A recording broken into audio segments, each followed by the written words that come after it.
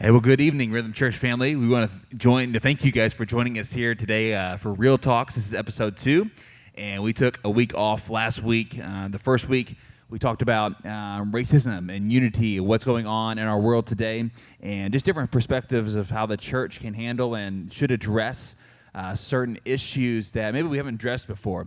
And so we talked about that the first week, and we told you a few weeks ago we were going to bring in some law enforcement for this week to talk about a policeman side of this. And if you watch the news and if you don't live underneath a rock, you are seeing that police are getting absolutely, they're just getting thrown into a corner, and all cops. And so because of one man's action, all cops now are in his shoes. And so today we're bringing in a cop. We had some more that were going to come in. They had to cancel last minute, and so we're thankful for Trevor for being here and answer. He's going to answer all your questions. So it's a one-man show. So if you really want to hit Trevor hard, you have the ability to. He can't throw his questions off on someone else. And so we're thankful for Trevor today. But any questions you do have for Trevor, he's worked as a cop for years, and he's got a lot of experience. We're not just throwing somebody up. We're not throwing Tanner up here, just asking him a bunch of questions. So we got somebody who's been a cop for years, who's worked in different departments, and so we have just some questions here. We're going to ask him to get started here in just a few minutes,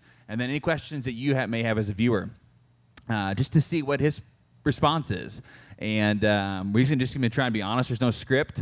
We're just trying to be honest with you guys, the people that we bring up here, to speak from the heart and speak about real life stories that maybe you don't know, and because many police officers don't get to tell the whole side of the story. And so we thank also Corey for filling in for our Dedrick, our good old friend Dedrick, who's missing tonight. So Corey's helping ask questions and host. And then so next week we'll be back here for episode 3, and we're gonna have some pastors from the tri-state really coming in to talk about what is the state of the American church. And so I've had a lot of people ask, where's the church looking at? Where are we going for the future? How did we end up where we're at now? And so next week we're going to sit down and address that with 5 or 6 different pastors from the tri-state, not just from our city, but from the tri-state. And so that'll be next week's episode. I'm super pumped about this. But tonight I'm excited to hear a policeman's story, and hopefully you are too. But before we do that, I would love to pray to get started, and then we'll get into some questions, and hopefully we'll have just a good time talking tonight. So Jesus, I thank you for tonight. I thank you for allowing us to be able to be here. And Lord, I pray that you just open our hearts tonight, that you'd open our mind, open our ears to have an open heart. And Lord, just help us to receive truth. Lord, even if it hurts, I pray that you just help us to receive truth, and that you would just speak through us. And God, help us to glorify you, even through conversations like this. And we love you and praise you in Jesus' name. Amen, amen, amen. So you guys know me hopefully by now, but I'm going to let Trevor introduce himself, and he'll just state whatever he wants to state. Basically, just your name and kind of where you worked at, and whatever else you think you want to add to that. Alrighty. Like Caleb said, my name's Trevor Winters. I was a police officer for 5 years, 2 of them in Oakland City, and the last 3 in Boonville. I recently resigned in March, do some family stuff, and so I'm basically here to answer some questions for you guys and hopefully help out.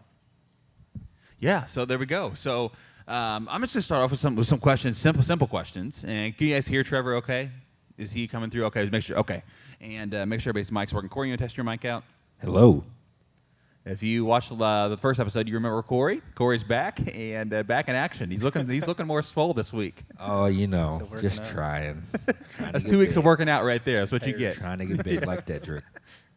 So, all right. So let's get this started tonight, Trevor. This is all eyes on you, man. And so there's no wrong or right answer. We're speaking from experience. And so let's just start with this one. It says, a lot of people think that all cops are bad.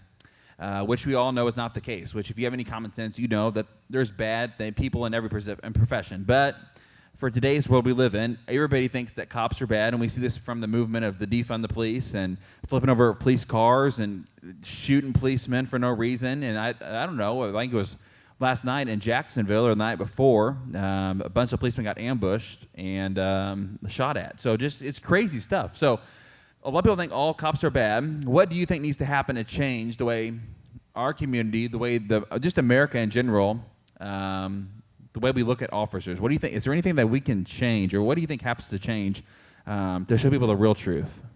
I believe it starts with the children.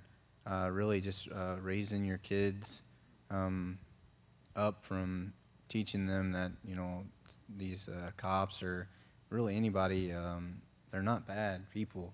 And to kind of go off what you were saying was, it's kind of like you're in a classroom and you're teaching elementary, and one kid gets in trouble, and then all the other kids get basically put in timeout or get in trouble for that one kid.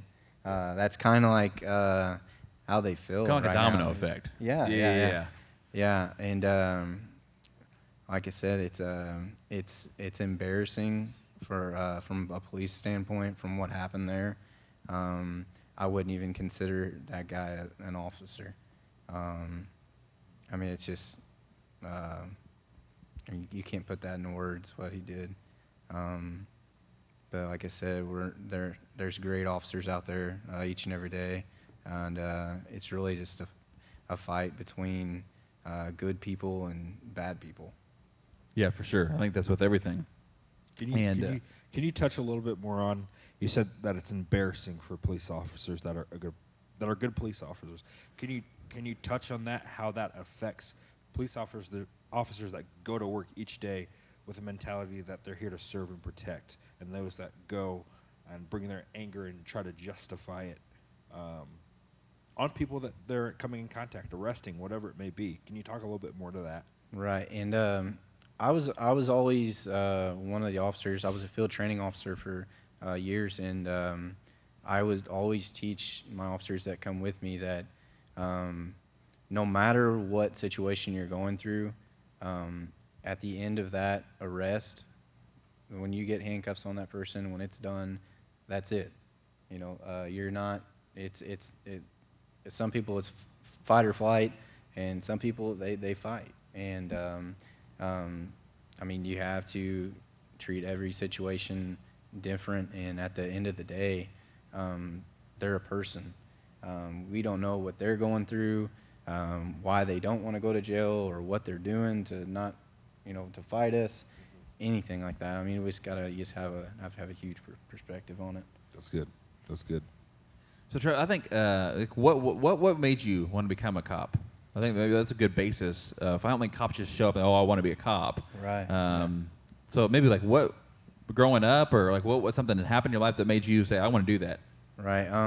Mine probably started in elementary school, and throughout my childhood, my mom was a single mom, and just going through that, living through that, and we actually got involved with canine work, and that really drew me to it, and just the presence whenever, even at their school or out in public, just being able to help somebody through, like, you go through like the most difficult time in people's lives every single day that you go to work, and most people don't realize that, and you're seeing people at their very worst daily, and I wanted to make a difference as far as changing that habit of going through the same kids, seeing the same stuff, and then growing up and being the same way their parents were, because they don't know any different.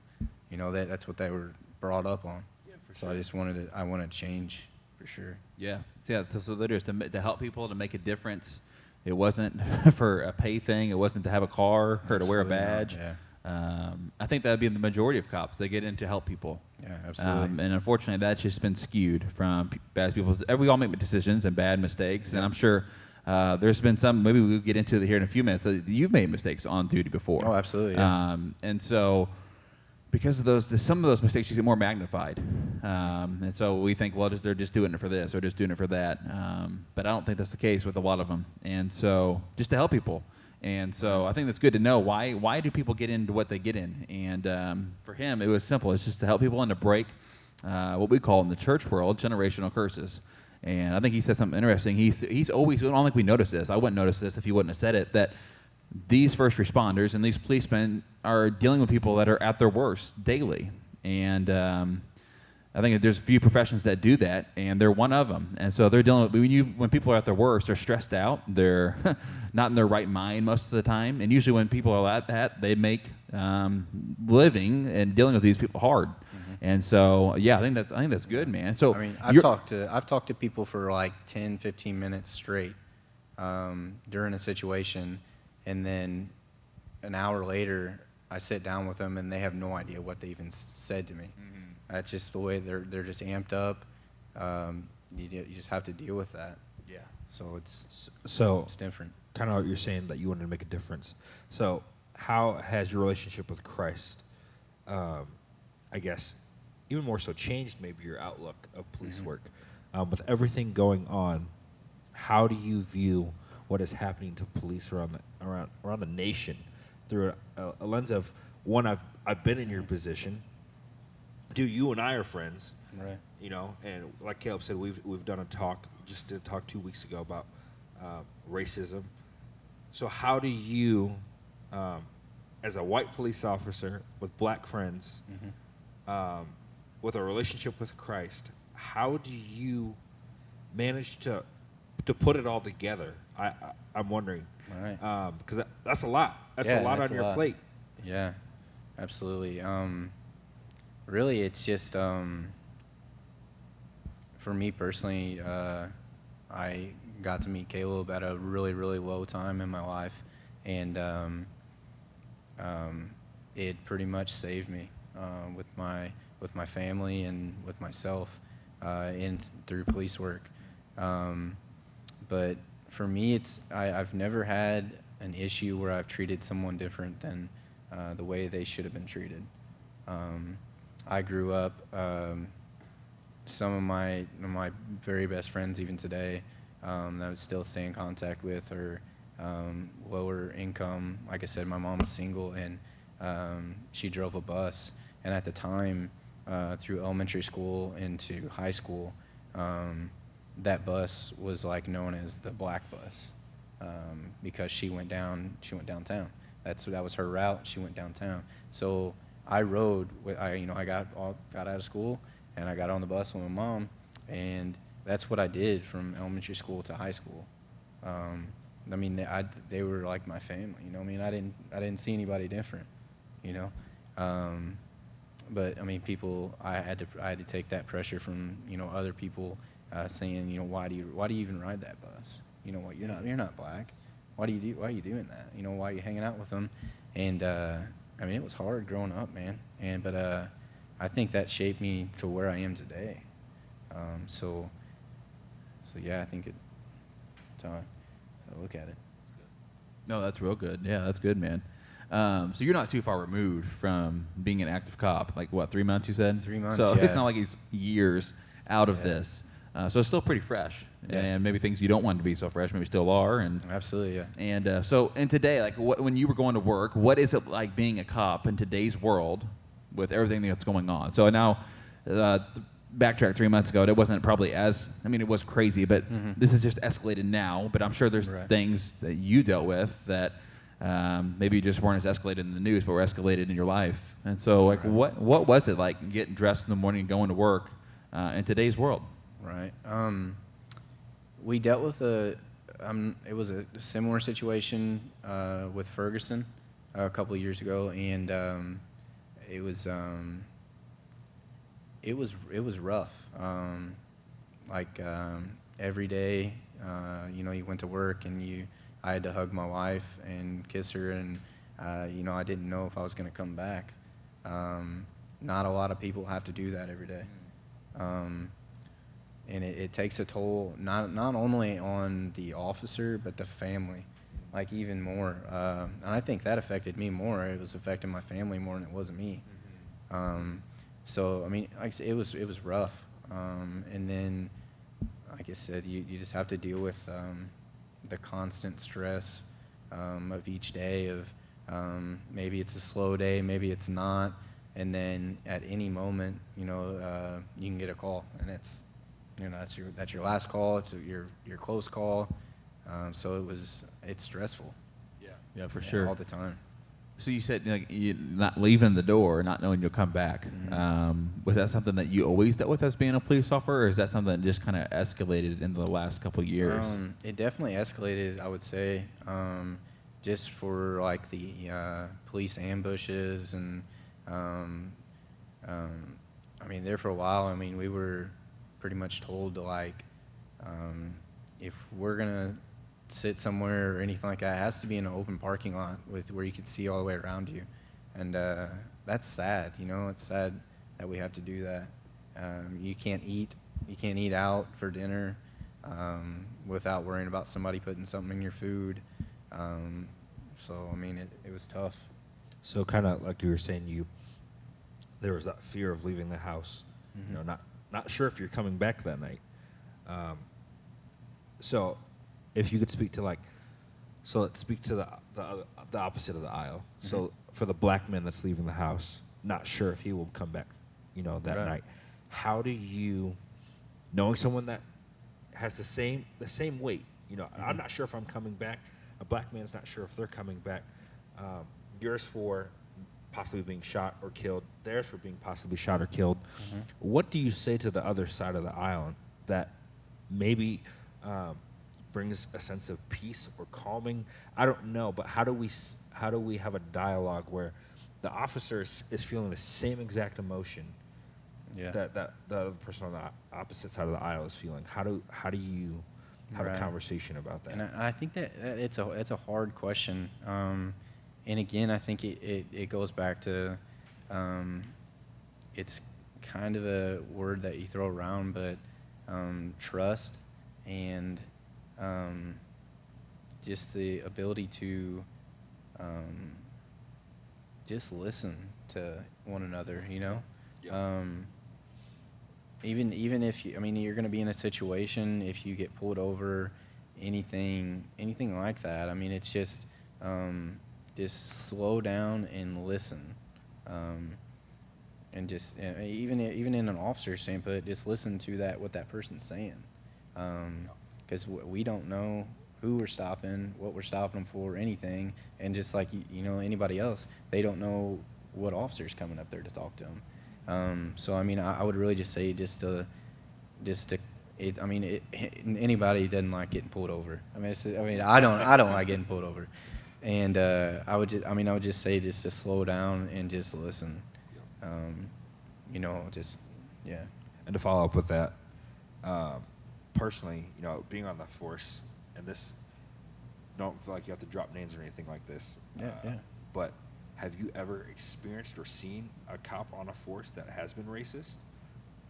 I have not personally. I've heard stories, back in the day, when they say, but no, personally I haven't. Okay. So, and I'm actually very lucky, Yeah.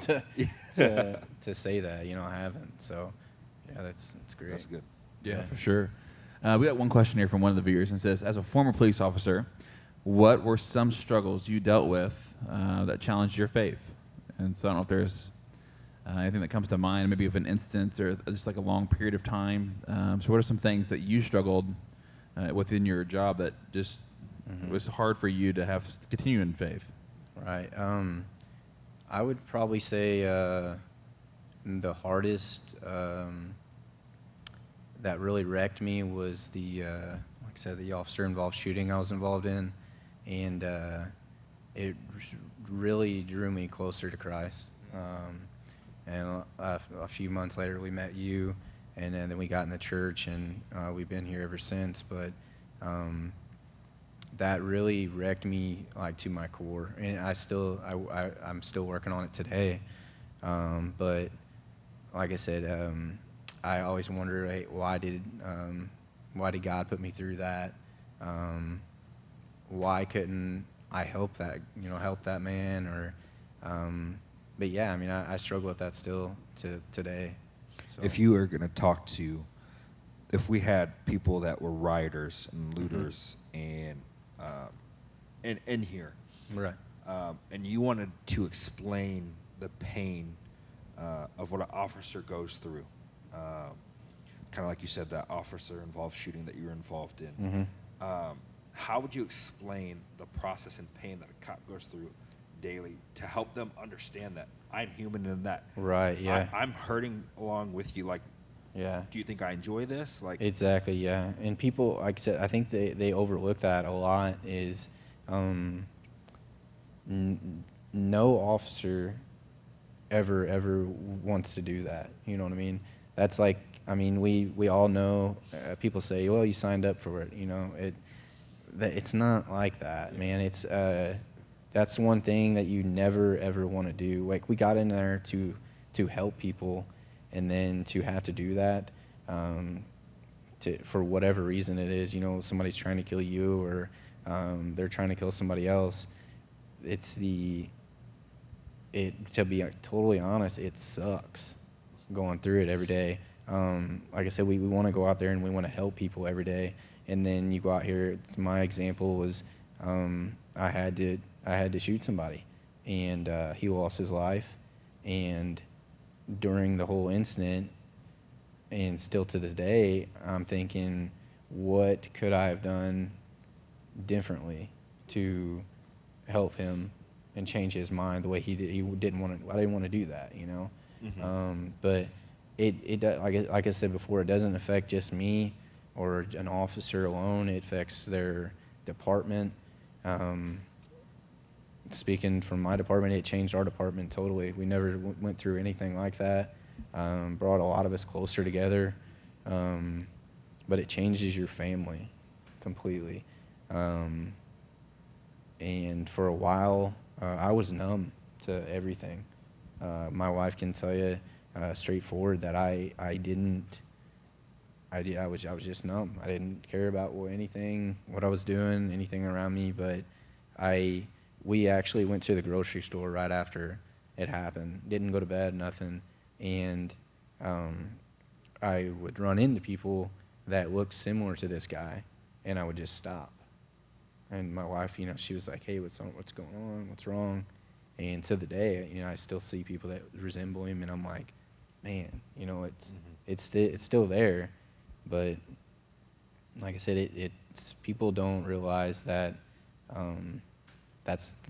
we don't want to do that. That's a lasting trauma. Yeah, I mean, that doesn't affect them all alone. It affects, you know, the officer's family, multiple people, and then they have to deal with it on the news, and then you know, it's rough. That was a good answer. So, Thanks for yeah. answering that. Yeah. Yeah, no, I think that's really good. I think you're seeing the humanistic side of an Right, officer. That you guys still have feelings too. Right, yeah. It's not like you're just some Yeah. machine up here with a gun just looking to take Right. somebody out. Yeah. That's been so portrayed on our news. And for those of us that live in our city or in Booneville, I know we have people that come to church go to Booneville. I mean, this happened in Booneville. I mean, you don't think of that. Literally, of yeah. a shootout or Yeah. whatever happened there. But you don't think of that in Booneville, even Newburgh. But it's real things that our men and women are having to deal with. And like Corey asked, it's not something that's not their first response. That's not their first thing they want to go to. Okay, well, you looked at me wrong. Well, that's going down. Right. Because it has effects on him and on his family, and it affects people, man. And so I think it's important to hear this that before you say something bad about a situation you don't know, maybe don't say anything at all, and learn the full side of the story before you have just a post that you want to put on Facebook that bashes a group of people. Before knowing the full story. Because there's more, like with that incident, it's not just you who's affected, it's your wife, it's your kid, it's those closest to you. Yeah, and just not just now. I mean, it's forever. you Yeah, know? yeah. It's I mean, my little girl grows up, and you know, they go to school and say, you know, who knows what's going to be like in 20 Yeah, years. yeah, You know what I mean? yeah. And they're going to be like, well, your dad killed this guy, Mhm. or he did that, and it's just like, man, it's a lasting effect. So how long, if you don't mind, if you cool with this Yeah. subject, I don't want you. I don't know if he's Yeah, bringing yeah, up I'm bad fine, stuff. I'm fine, So yeah. how long did this happen before you left? So How long ago did this event happen? So it happened just a few months when I actually got to Booneville. Okay, so you're at the beginning. It was very, very in the beginning, yeah. Okay. And yeah, so like I said, my wife, she was like, wow, it's Boonville, and nothing's gonna happen. Yeah, in Boonville, maybe a few right? drug bust. Yeah. Yeah. So I mean, it was a shock to everybody, really, not just just our department totally. So. Okay, so you a few years ago at the earliest, right? Yeah. So you said that you were kind of numb to people, to even Absolutely, your yeah. wife during this time. And so what was it that kind of helped bring you forward out of that feeling of, I don't know if I'll ever move forward. I don't know how did you move forward with yourself and from this event? Right, and really, my wife has helped me so much. Like, I mean, she's incredible, but using that experience to talk with other officers, even not even officers, like firefighters. I mean, man, they go through a lot too. And I have some very, very good friends, especially with Boonville. And I mean, I talked it out with them, and I think that was big for me, is just having somebody there that's been through it, or it's been through some tragedy that, there's good to every bad situation. So that's helped me a lot. Have you seen any good come out of that situation yet? I think so, man. Like I said, I've had a couple. Maybe it's just personally. Maybe you're growing. I mean, in your faith. Absolutely, yeah. And I've learned to trust God and know that He's done this for a reason. He's put me in this situation for a reason, and it's allowed me to help out other people and talk to other people about just different things. So. Yeah, for sure, man. Yeah, that's some heavy stuff, and it's something that he had to deal with, and that his family had to deal with. And I think when you talk to cops today, we often forget they're human. I think it's so easy to think they're Superman and that nothing bad happens, and if something bad happens, they're able to brush it off like nothing happened. But they carry feelings just like your doctor, or just like the person taking your coffee order. And if we forget that, then we're almost abusing them. And so I appreciate you sharing that with us, man. I think it's also good that we remember, like, anytime we think of cops, like, I think of, like, mostly, like, getting pulled over, right? Right. That's the first thing, kind of, cops. Oh, yeah, they pull people over. But then we see the other narrative of, when cops are out, they're chasing after the bad guys. We see two different sides of the spectrum. It's like one of the, I don't want to devalue the stress that it puts on somebody on an officer to pull someone over, but then you have a super stressful situation, and a lot of people don't understand that there's also other stuff that happens between there. And I feel like, as someone that's your friend that has known you, I want to say sorry for not even valuing you because I've seen cops like in those two scenarios, but I've never even thanked anybody else for like what they've done in between, because I bet there's great moments as a cop. Yeah, absolutely. As well that we can't take from. We have to add value to those, and those need to be lifted even higher so that we can come to and say, look at the change that these officers are making. Yeah, sure. They're doing this and that, yes, out of response of safety, but look what they're adding to our community. And so I want to say thank you. Thank you, for the years of service that you served here. Appreciate it. And the change that you brought to the community, even though you may not see it. Right. Just So just thank you. A while for Appreciate change to set in. Absolutely. Yeah, definitely. Someone's got to lay the groundwork. Yeah. Right. But I know one of those stories, man. We celebrated here at church. It was probably a year ago, with the drowning, right? Yeah. Would you mind sharing something? This is something that our own officer was involved in. I think it made quite a bit of news. I don't remember quite the details, but would you talk about that for a few minutes? Yeah. We actually got a call, me and my partner, for some kids playing in the city lake for Boonville, and we got there, and we noticed, we just thought it was a normal call. 2 kids were about knee deep in the water, and then we pulled up and noticed they were pointing out to the middle, and their dad was actually out there, and he was trying to get their toy RC boat from going underwater, like any dad would do, trying to save that headache. And he was out there, man, and he was. I was able to talk to him for a brief second, and my partner, he just kind of kept going underwater, and then the boat wasn't enough to keep him afloat. and so I mean, it was like a split second decision, and you know, I just took my vest off, took my belt off, and jumped in, man. And it was cold, but it was worth it though, man, because I wasn't going to, even if my safety, or I know my partner probably thought the same thing, but even in our safety, I was going to do everything I could to not let those kids see their dad drown in that lake. That was the only thing on my mind, man. And just getting up there and getting him out of the water, and his kids being so thankful, it was awesome. It really was. Can you talk about? So you mentioned split second, like it was a split second decision, Like an instinct. How- yeah. yeah. I mean, it was like how I often- didn't even register. You know, it was like, yep, got to do this. How often You know are what I those mean? like? It's like a split second decision, because I imagine kind A of what we're lot, saying. man. You know, when somebody's getting pulled over, you don't know who's in the car, and they don't know what kind of officer's coming. So Right. in that moment, you have a split second kind of decision to Right. where your focus is going to be at. So how can you speak to a little bit of that, like about how mentally that wears on you, Right. because you're going into unknown scenarios. Mhm. I would assume Yeah. most of the time. Right. But also how your training has been able to, I guess, allow you to do that in a way that you have, even in that split second, you've processed the scenarios Right. as much as possible. And that's a good point, man. I mean, it's really your training, and like you train yearly and monthly.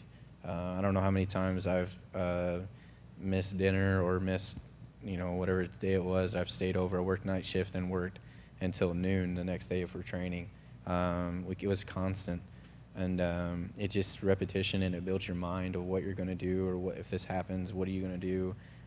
But it's kind of a scale, man. And you go like green, yellow, and then like an orange and a red.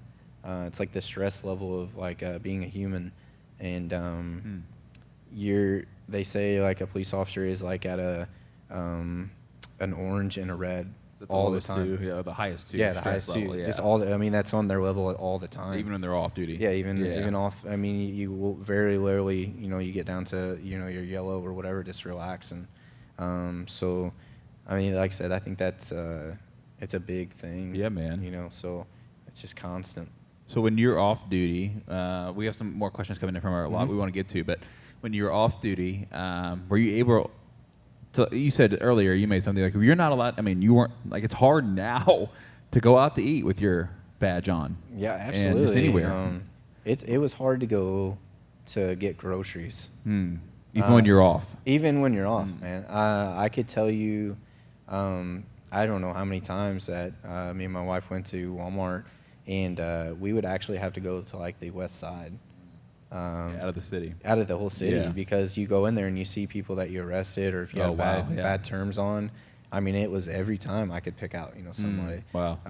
Thankfully for me, it was always respectful with, you know, people that I ran into, and I mean, I didn't have a problem, but you know, thinking what if you did have a problem, you know what I mean? Just trying to get my chicken nuggets and go. That's right, right? Yeah. Yeah. So I mean, you were never off. Yeah, I think So that's so it's- good to think about too. I mean, we don't hear this kind of stuff. Yeah. When officers are off, well, I can't just go sit down like you can with your family. And No, because one of my waiters, someone I arrested or busted or whatever, and all of a sudden now Yeah. it's like, well, I'm face to face with them again, and who knows how Right. they feel. Yeah. But yeah, here's another question we want to get to, and I think it's a really good question. And I think we see on TV, we see that kind of like their major blow-ups, and like with traffic stops. Like I watch Live PD sometimes on how Right. accurate that show is, but I like watching that. It makes me feel like I'm in the moment, man. I always wanted to be a cop, but I never want to. I just couldn't do it. I couldn't do it. And so we see like the response though. We'll see the people get out of the car and start running, or they're coming at it, and then we see the Right. cop respond, Mhm. and all of a sudden the cop gets a bad name because he responded for someone coming at him. Mhm. But so what if you were given a percentage? What would you say the percentage is of people who cooperate and show respect when they they get pulled over? Or Or just not- I would say in in any general? scenario. Yeah. Yeah. In general. For me personally, probably Probably 90%. Yeah. To be honest with Yeah. you. And I think it all kind of stemmed from, like I said, I was a field training officer, but I always would train people to just talk to people. A lot of people want to jump over it, and go straight in, like, hey, get out of the car, do this, get that. Just talk to them, let them relax them and get, calm them down, and then do your business. But like I said, just respect them, man. They're people. We don't know what they're going through. Yeah. So I mean, just be understanding and just talk to them. Yeah, I think it's good too for people to understand like what you guys are trained.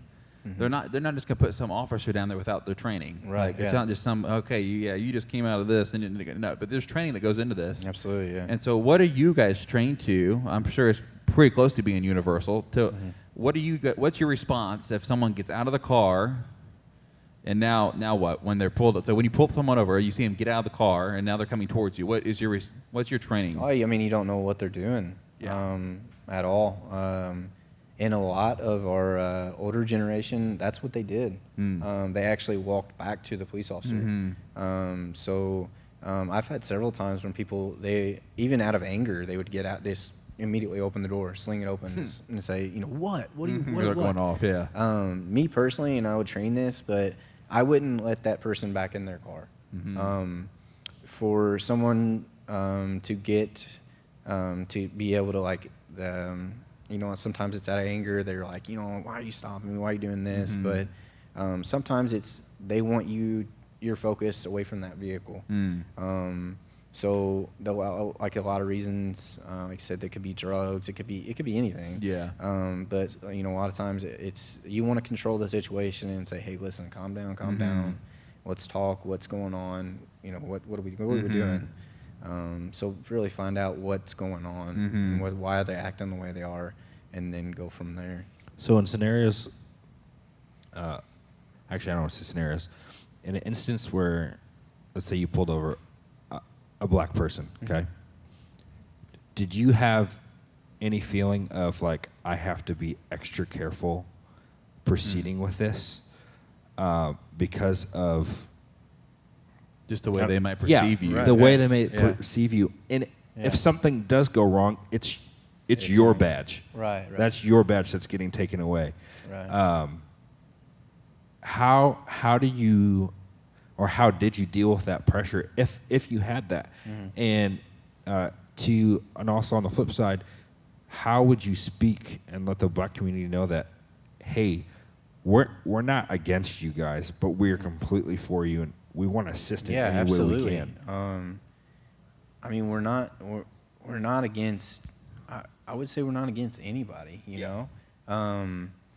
And some people think, hey, they're out to write tickets, they're out to get you, they're out to do this, and like 100% of the time, we don't know who. Like I said, we don't even know who's driving the vehicle until we get up there.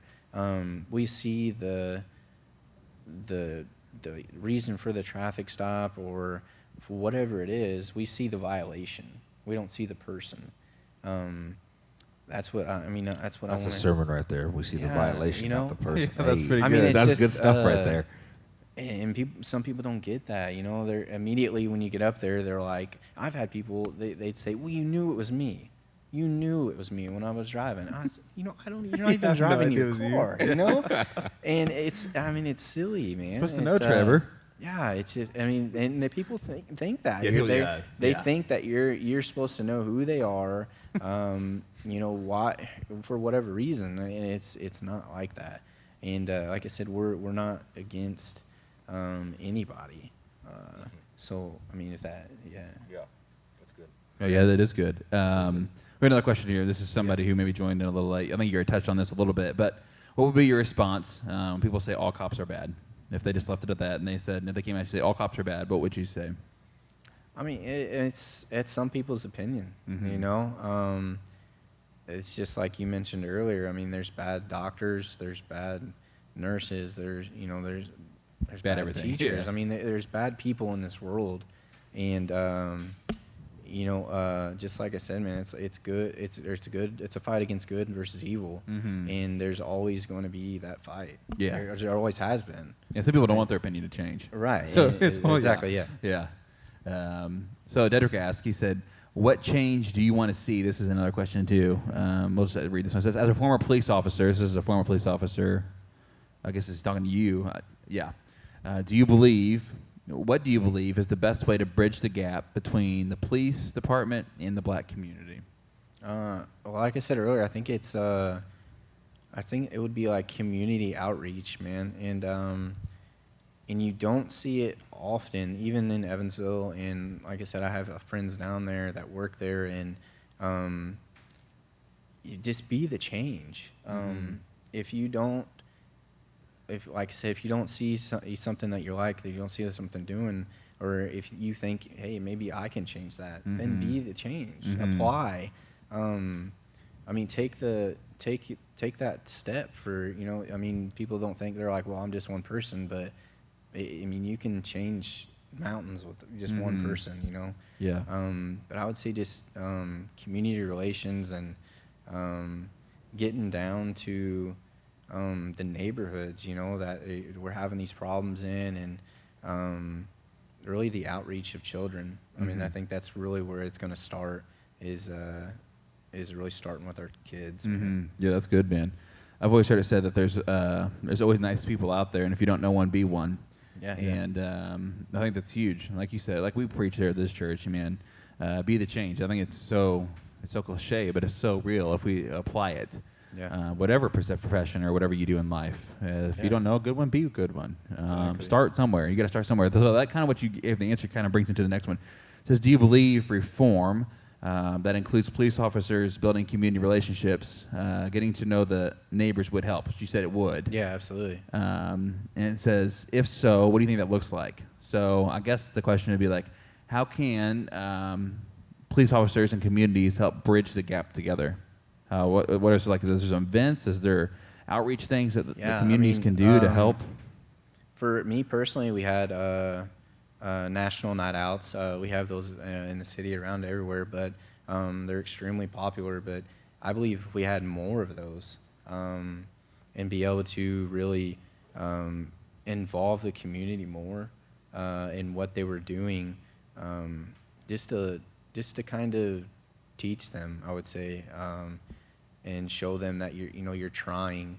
I've had countless times where if I'm doing an investigation and I go to a house and they're just like, nope, I'm not even talking. I don't even know anything. I don't even know them people, and they're like best friends with them. So it's about just like you said, change. Just being the change in the community, really. Yeah, for sure. Well, I think it brings us to another general question here. It's just when you look at everything that's going on in our world and with the cops and everything that's people either one side, they either really like them or they really hate them. It's hard to find middle ground. But what good do you think, if any, will come out of the rioting, the looting, the cops kind of being in the forefront? Is there going to be any good that comes out of this, you think? I would say, yeah, totally. I mean, there's, like I said, there's always going to be something good that comes from something bad. I mean, I don't think it's going to be soon. I mean, I think it's going to take a while, and it's going to take some time for everybody to really grasp what's going on and to take responsibility. You know what I mean, in our country of, like I said, like the racism ordeals and the bad cops. I mean, it's they're just going to have to take responsibility. I mean, we see some like police chiefs, they'll resign immediately after an officer-involved shooting or something. They're just going to have to take responsibility, and just be there. Yeah. So I mean, it's gonna be a while, I believe. I think. Corey, you got something? No, go ahead. I think we're seeing some good from it, even just from the looting and the rioters. I saw a picture on Facebook of a white cop who got cornered by himself in Louisville, and there's a group of black people that surrounded him. Right. And they interviewed him, said, I thought I was going to get killed here. Mhm. But this one black guy came up and put himself in front of me. Right. And because of one person's action, now the whole group was lined up protecting They this see the one. change, Yeah, right, it's just yeah. like, so positive influence and negative influence both go a long way. Right, absolutely, And yeah. peer pressures can be good, and they can also be bad. And so, like he's saying, if you want to be the change, be a positive change, because it'll change so much in the positive direction. Yeah. And I think we've seen too much negative for too long. It's time for people to get, even if it's just one person, how the Exactly. domino effect happens. Yeah, but I think that's good, man. So, you're a dad. I'm a dad. We're all dads here. Mhm. What would you say to the young kids that are saying, "Hey, you know what? I want to be a police officer when I grow up." The young, boys and girls that want to be police officers. What encouragement would you give them in the moment of chaos that we're in now? Mhm. How would you? What one piece of advice would you give them? Really, I would probably just say, stay strong, committed, to wanting to make a difference. And it's going to be very, very hard. I mean, even now, probably the application to be an officer is probably going to go way down. We see it, and we've seen it in across the country where people are literally walking out of their jobs, just walking off shift, and it's unbelievable, and it's scary. It really is. But I would just say, just stay strong and confident in your decisions, and believe that you can be that difference. Another question I have. So, Yeah. when something traumatic happens with an officer, whether it's taking a life, an arrest, whatever it could be, do you feel that there needs to be more support for the officer involved, not just from the department but the community, so that we can get that officer back to a healthier spot?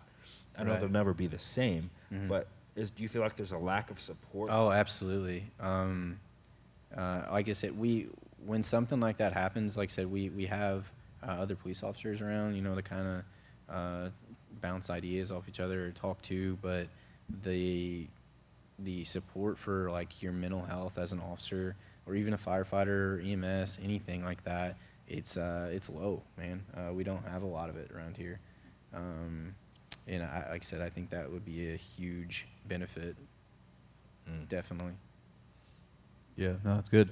The question here says, what would you say to officers, I think we're kind of referring to the ones that the news portrays, that abuse their power and participate in police brutality?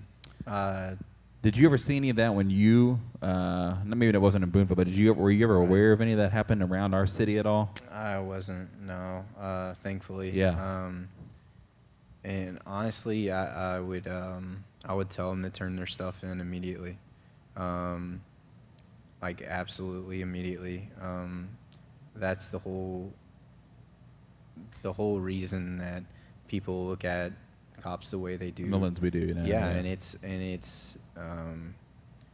ridiculous. Yeah, I mean, immediately turn your stuff in, because that's not why you're a police officer. Mm-hmm. Yeah, for sure. Yeah.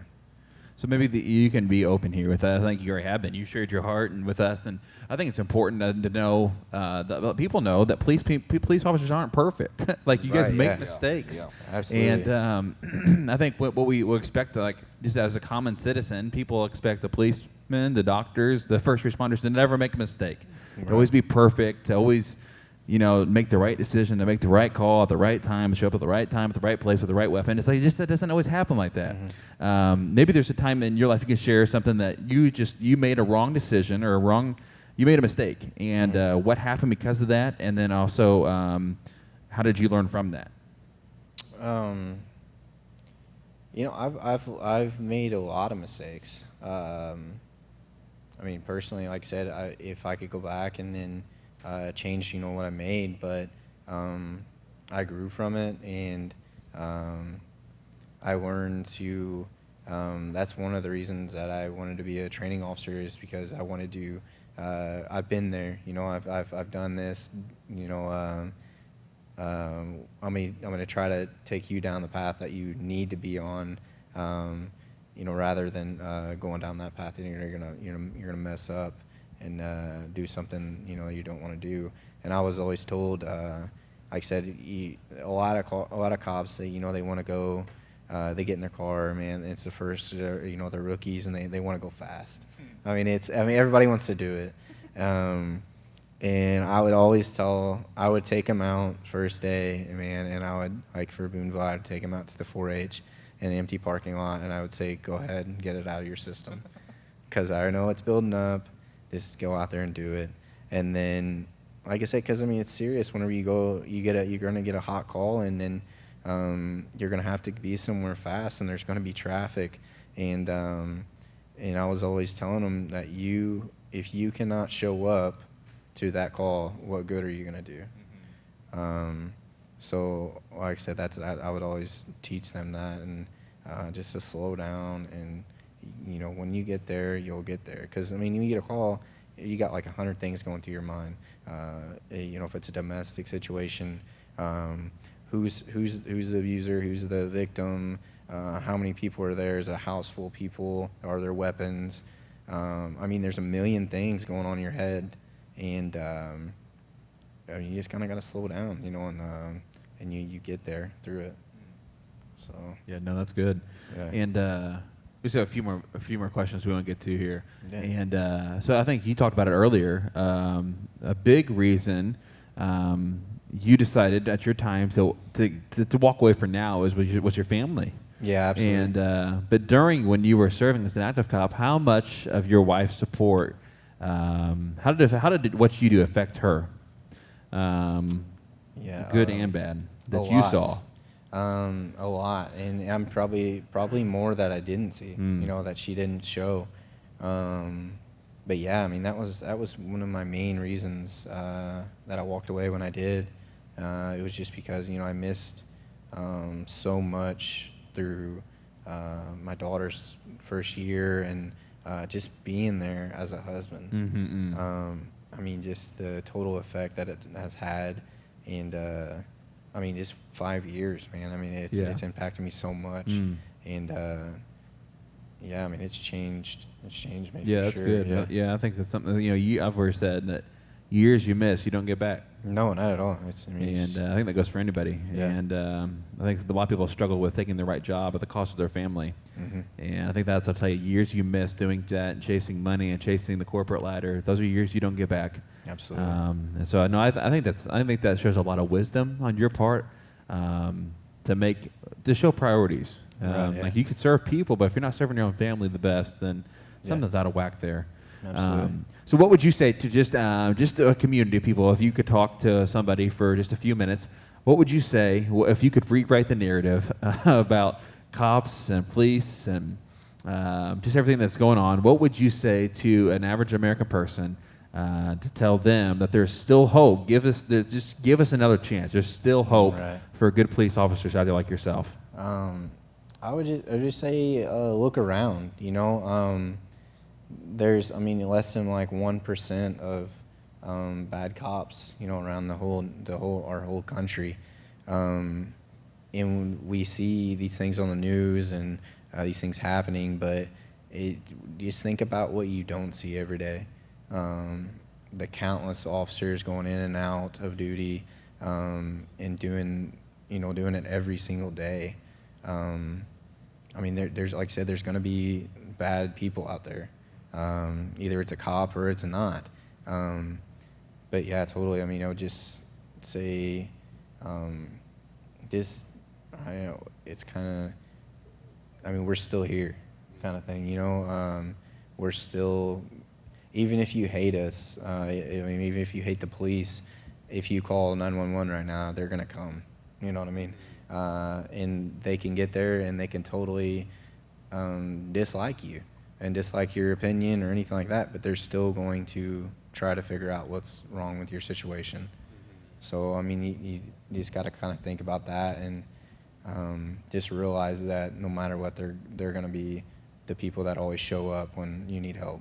I think you just hit on a major thing that You know, people that are out here that are in the streets that are rioting, looting, they may have an emergency, and the first people they may call is 911.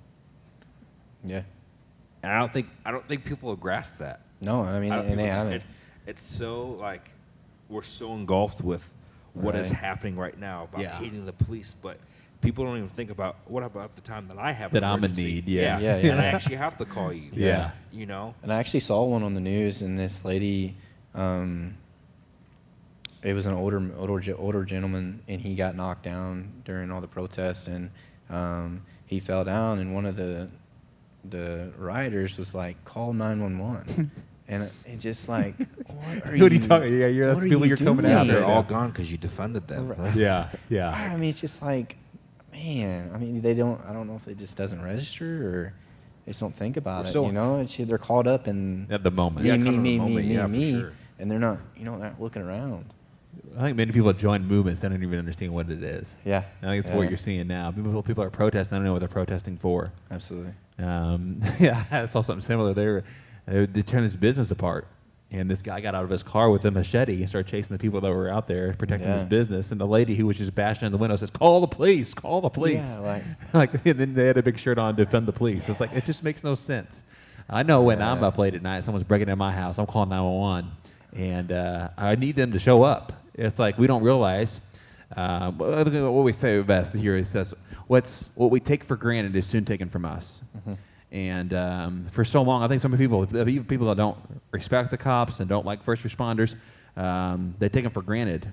And it's fine to do that until it's your time that you need them. You need 'em, It's yeah. a Absolutely. luxury that we have here Yeah. in America. Yeah, that we yeah, have yeah. this. Yeah, and I think a lot of people look. It's kind of similar to when they look at Christ. A lot of people don't ask for forgiveness or ask for His help or pray or anything until they're right there on their deathbed. It's very common. You know, they don't know that we're here or He's here for us right now. So. And there it is. Trevor's going to preach this Sunday, too. No. There we go, man. He's That's showing you. the fire. and all Reverend Winters. Reverend Winters. No, man. Oh To man, you. no, that's so good, man. I think that's so amazing. We just want a few more questions here. If we maybe give you a few more minutes. We don't want to go past an hour usually on these things. I know the first one went really long, but if there's any other questions, I haven't got any yet. But feel free to send them in, and questions we get to later. Well, try and get to those too. But we just want to thank you for your service to our community, to our surrounding community. I think this is and even this 45 to 50 hour, whatever we're doing here, this is put in perspective for me, things that I never thought about with your line of work and people who really get up and risk their life for me every day and may not even know it. And because I think the point is that you're risking your life for me, and I may not even realize it, because the person you stopped may have affected me had you not stopped them. Right. And so I think, it's so good. But I think one thing you said is that when 911 gets there, they may not like you. Exactly. How do you? I think that's a good question. That people think, well, what if my cop hates me? Is there anything that you would say to people who say, I'm just not good with cops? I don't know how to respond. I don't know how to talk to them. Right. How do I get on their good side? Is there anything you would say that maybe you learned over your years of experience, not just for you, but those who you worked with, the things that would set them off, or things that people did that would just make it almost irreversible? The damage has already been done. Right. And I've dealt with it. And I've actually, if you go to medical calls as a police officer, say we go to an overdose and we use Narcan to bring that person back to life. And I've had people get physically mad at me that I saved their life. I mean, just to think about that is just like, wow, they don't realize what they're doing. But it's crazy what you deal with. And the fact, I've had people several times that I've went on calls with that absolutely, they would call 911 during a domestic disturbance, and they would say, well, who's working? Well, who's on shift, because I don't want them to come, because they've had that bad of a experience with them. And it's kind of heartbreaking, you know, like you're calling for help and you don't want that help to come. So, like I said, it's hard. Sure, yeah. Jeez. I think we're also seeing now is that people that that get upset with cops are the ones that are out there breaking the law. Yeah. See, again, I go back to live PD. I don't know how reliable that is. Yeah. Leighton likes it, so we watch it, and I think it's hilarious. Yeah. Well, not hilarious, but I think it's just funny that they're getting all mad at him, but they're the ones like you're shooting a gun at him. Like, what do you expect? Yeah. It's just like I don't know. But what would you say to people like that? Like that, I think most people know what they're doing is wrong. Oh, absolutely. Yeah. Yeah. But they're mad at you Mhm. for making them do something that they don't want to do. Yeah. Yeah. I mean, I've had people, even like a bicycle, kid's bicycle sitting in their yard. People come up, steal it, just to ride down the street 3 blocks. And then you meet it. You go over there to their, go to talk to them, and they say, "Well, why are you following me? Why? How do you know I did that?" It's like, man, are you serious? And then I literally, I mean, I've had it in there, and they get out of jail. They go to the nearest gas station and they steal a bunch of stuff, and then we show up and arrest them again, and they're like, well, "Why me?" And it's like, what?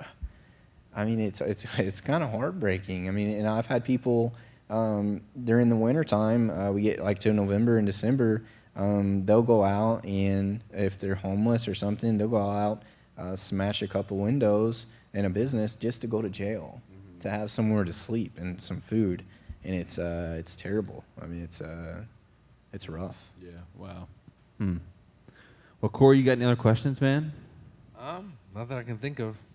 So I think the final question is how far do donuts go for cops? Dude, we're very. Is that far. a real thing? Yes. That's a real thing. Yes, definitely. What's a good donut? Is Donut Bank the one to go to, or they have another? Is there another inside secret place? Don't send me to Parlor. Too expensive. Nah, man, I'm a donut bank guy. Growing up on the west side. There you go. Yeah. But like I said, around Boonville, Casey's, man, everybody goes to Casey's. Casey's got some good donuts, Yeah, man. yeah, I always yeah. tell people that. They don't realize that. Krispy Kreme. No. Corey, we got to pray for you more. Here we gotta pray. I receive it. I receive it. No, but we want to thank Trevor for taking the time to meet with us this evening and just take time away from his family. And we don't mean to do that, but we want to hear That's great, yeah. your heart. I think he shared his heart, man, more than even we expected tonight. Yep. With things that affected him personally, his family, and just we saw the side of him that I think a lot of us need to look at when we look at a cop. And so much more than the badge and the weapon, we need to see who they are. They're a person. Absolutely. And so they have feelings just like you. And maybe they get hurt. They get, their feelings hurt. It's just like us. And so I thank you for your service, for your willingness to come here and talk, and just also for your family support. And Thank you guys. You guys are awesome, not just to our community, but to our church and to my family. And Corey, you want to close us out in prayer, man? Yeah, for sure. Fantastic. Heavenly Father, Lord, we thank you for this time to talk about real issues that are current today, that are affecting how we view things, Father. And we just, first of all, we want to repent if we have added to this fire, to this toxic fire, Lord. We ask that you would forgive us for that. Lord, we want to pray a hedge of protection over Trevor and his family, Father, physically, mentally, and spiritually, Lord. That your Holy Spirit would just reside, that it would fill their presence in their home. Lord, that they would be aware of your comfort and your grace that is ready and available to them. Lord, we pray for our community here in Newburgh, Evansville, Boonville, the surrounding areas, Lord, that you would bring a sense of unity for our communities, Lord, that we would seek to know our neighbor, know our brother and sister, despite the racial tension that may be going on elsewhere in the world, but allow us to come together as one community to go after the same goal, Father, and that is unity, and that is a brotherhood as we move forward, Lord. So, Lord, we thank you for this time tonight. We thank you for the questions. We thank you for the answers and the thoughts that you have provoked in us, and we give this all to you in Jesus' name. Amen. Amen, amen, amen. We want to thank you guys for joining in, for your questions, for the live stream, for you guys that shared this and liked it. We're going to try to do this every week. And so next week, our episode 3, I think it's going to be really good too. We're going to bring in some pastors from the surrounding cities, and we're going to talk about the state of the American church. I think the church is in a paramount position we've ever been in before of history. I think we're in the most important part we've ever been at in history as a church. And we're going to be talking about that next week. And so get your questions ready for your pastor, for pastors coming around. And again, thank you to Trevor. Thank you for Adam. Thank you for Eric. And thank you for everybody who makes this possible. And thank you for you. And if you ever like, this is the last thing. I got so many things I want to talk about. But if you ever get last thing, I can't talk. If you ever get a topic you want us to talk about here, or you think of somebody who would be really good to come in with just something that's going on in our city, let us know, because we want to make this relevant for you, and we want to make sure that we're giving you information that is happening in your life. And so again, we thank you, and we'll see you next week.